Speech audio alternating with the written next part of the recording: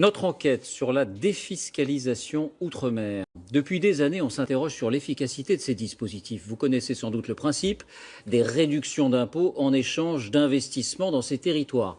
Est-ce une bonne opération pour ceux qui font ce choix? Et surtout, est-ce réellement un plus pour l'expansion économique de l'outre-mer? Margot Manière, Julien Babsa. Dans la marinade bas du Fort en Guadeloupe, Philippe Chevalier loue ce bateau de luxe à des touristes. Donc ici, le salon intérieur, vous avez la cuisine qui est là pour que l'équipage puisse évidemment préparer tous les repas. Prix du bateau, 800 000 €. Pour le financer, Philippe Chevalier a mis 15% de ses économies. Les banques lui ont prêté 55%. Le reste, 30%, a été apporté par la défiscalisation, soit 240 000 €. On n'aurait absolument pas les moyens d'acheter un bateau pareil si nous n'étions pas soutenus par les moyens de la défiscalisation. Concrètement, plusieurs contribuables en métropole ont financé une partie de son bateau. En contrepartie, ils ont obtenu de fortes réductions d'impôts. Si quelqu'un nous amène 100 quelque chose, il va déduire de son impôt de l'année suivante 125. Donc il aura 25 de gagné. Le fisc touche donc moins d'argent, car le contribuable ne remplit pas les caisses de Bercy. Il investit dans les dom-toms pour équiper des sociétés. Le nom de cette niche fiscale, le Girardin industriel.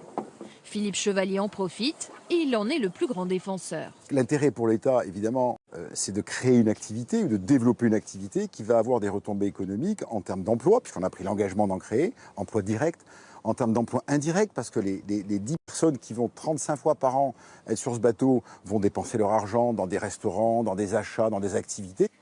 Avec ses 5 bateaux financés par la défiscalisation, ce patron assure qu'il a embauché 10 personnes.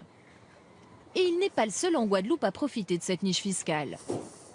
À moins d'une demi-heure de route, cette plantation de bananes de 12 hectares a financé certains équipements à l'aide du dispositif.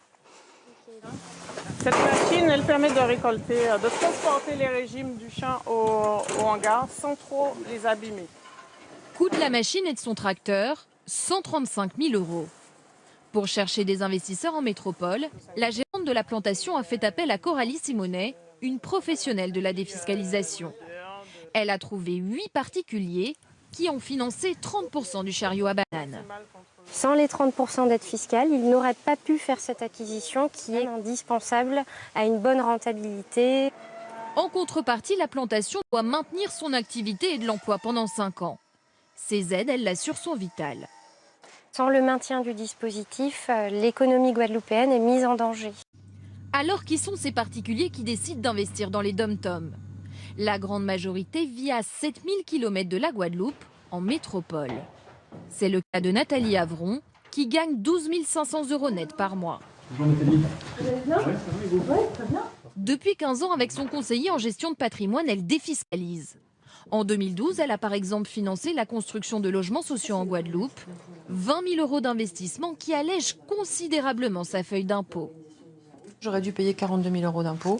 J'ai eu une réduction de 25 336 et donc je n'ai payé que 16 747 en finale. Concrètement, quel est l'intérêt pour vous de faire ce type de placement? 2 choses. D'une part, de payer un peu moins d'impôts, bien sûr. Et la deuxième chose, de savoir où vont mes impôts.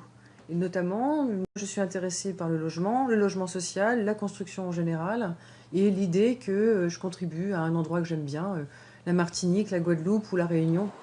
Mais ce dispositif a un coût pour l'État, 860 millions € d'impôts qui ne sont pas rentrés dans les caisses l'an dernier. Pour ces détracteurs, c'est trop souvent de l'argent investi dans des projets parfois inadaptés aux besoins locaux.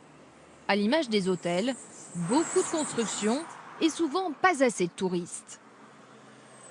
En Guadeloupe, de nombreux hôtels ont été construits grâce à la défiscalisation, mais beaucoup ont fermé leurs portes comme celui-ci. Le système ne serait pas toujours efficace. La Cour des comptes recommande d'ailleurs de supprimer le dispositif. Pourtant, la défiscalisation outre-mer a été prolongée jusqu'en 2020. Selon certains parlementaires, elle est indispensable pour créer des emplois, investir ou construire des logements.